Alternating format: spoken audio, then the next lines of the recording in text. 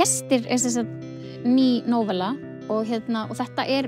svona fjórða nóvellan í svona, kannski svona nóvellu knippi sem ég hef verið að gefa út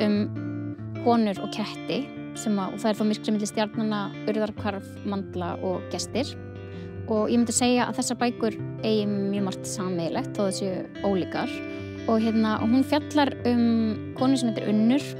og Unnur svona kannski svolítið svona kontrólfrík og vill hafa lífið allt í föstum skorðum og líf hennar í mjög föstum skorðum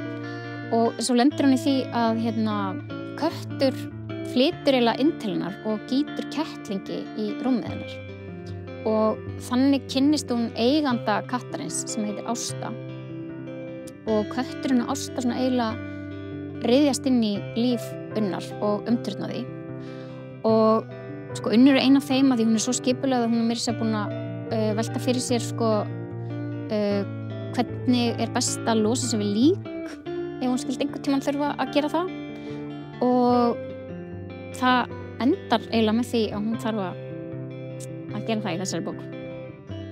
og þær eru mjög ólíkar, þetta kannski svona líka saga svona mjög ólíkar konur sem að á yfirborðinu